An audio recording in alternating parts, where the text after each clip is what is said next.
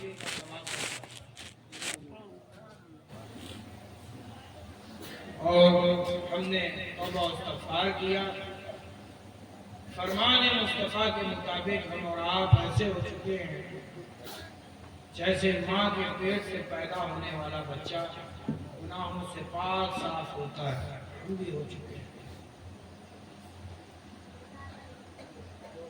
فیصلہ آپ کو کرنا ہے کہ آپ کو اپنی زندگی کیسے گزارنا ہے۔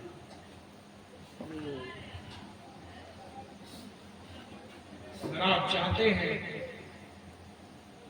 کہ اللہ آپ کو اپنے انعامات میں سے کچھ حصہ آپ کو عطا فرمائے تو اس کے لیے کرنا صرف یہ ہوگا کہ طبیعت کی زندگی کو چھوڑ دیجیے اور شریعت کی زندگی پر اپنی زندگی کو گزارنا شروع کیجیے۔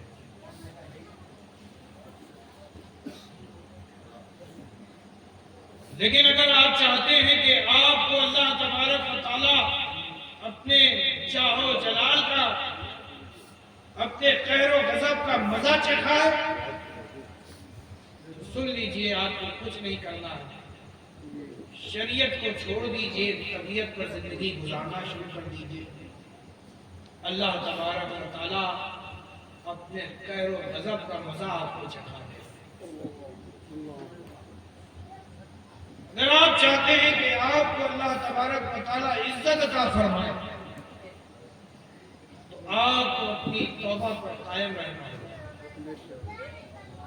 وہ جو برے کام آپ نے کیے ہیں، آج توبہ کر چکے ہیں، زندگی میں اس گناہ کو نہ دہرانا، اللہ معاف فرمائے۔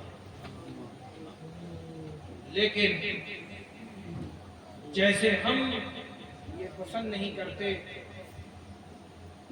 اس بات کو کہ ہم اپنے تھوک کو زمین پر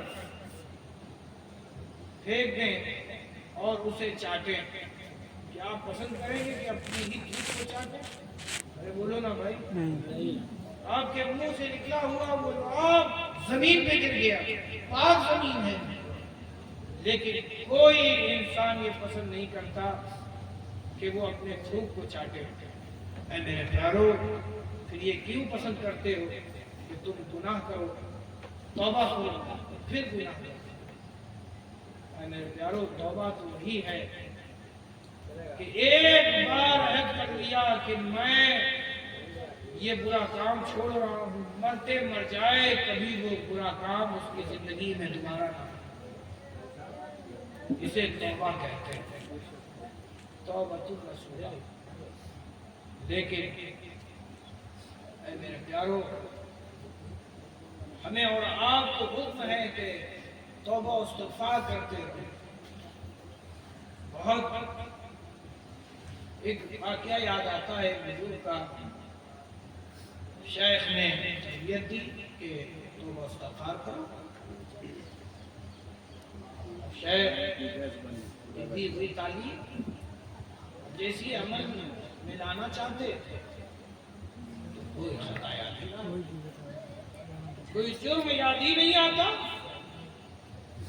تو وہ بات اور وہ کیفیت جو ایک مومن کو شرمندگی سے حاصل ہوتی ہے وہ انہیں حاصل نہیں ہوتی۔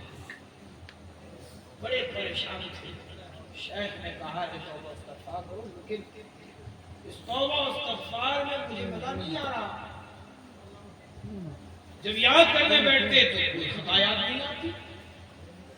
بڑے پریشان ہوئے، میں اسی فکر میں وہ ایک درخت سے ٹیک لگا کر لیٹ گئے۔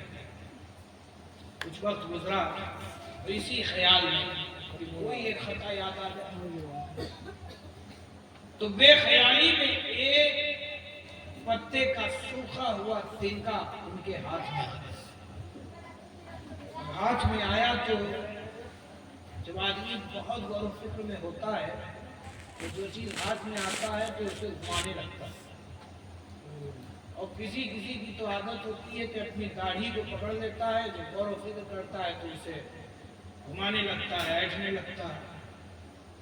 کچھ نہیں ملتا تو اپنی انگلی ہی کو دبانے لگتا ہے.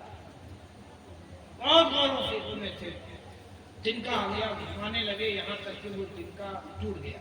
اب جیسی ٹوٹا توجہ گئی اس تنکے کی طرف, کہا اے اللہ یہ مجھ سے کیا ہو گیا, بڑی خطا ہو گئی, یہ نہ جانے تیرے کس بندے کا لگایا ہوا یہ درخت کا, نہ جانے اس درخت کا کون مالک تھا, میں نے تو اس میں اس بندے کے اس سوکھے ہوئے تنے کا میں نے نقصان کر دیا ہے, بڑی خطا ہو گئی, بڑا جرم ہو گیا. یہاں تک ان پر ایسی کیفیت ہوئی کہ وہ اسی کیفیت میں فوت کر گئے.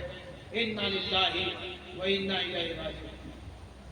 اے میرے پیارو, اللہ کے حضور ہماری پکڑ ہوگی, گرفت ہوگی. آج ہم اس بات کو بھولے ہوئے, ایسا لگتا ہے کہ جیسے ہم نے اپنی پوری زندگی اسی دنیا میں گزار دی, ہمیں تو موت آنی ہی نہیں. تو سنو, اللہ کی شان دیکھو, تمہیں اللہ تبارک تعالیٰ نے بار بار یہ یاد دلایا کہ دیکھو تمہیں بھی موت آنی, تمہارے ہاتھوں سے مٹی دلوائی, تمہارے سامنے پیدا ہوئے بچوں کو بھی اللہ تبارک تعالیٰ نے موت دے دی. وہ جو تم سے پہلے آئے, وہ جو تمہارے بعد آئے, تم سے پہلے مٹی میں مل گئے. یہ پھر کیسے تم خیال کر سکتے ہو کہ تمہیں ہمیں موت نہیں آئے؟ کیا خبر کہ آج ان میں سے کوئی اپنے گھر تک نہ پہنچے اور اسے کیا خبر. کل نفس ذائقۃ الموت, ہر نفس کو موت کا مزہ چکھنا ہے. نہیں کوئی کہہ سکتا کہ ہم فجر کی نماز پڑھ بھی پائیں گے یا نہیں.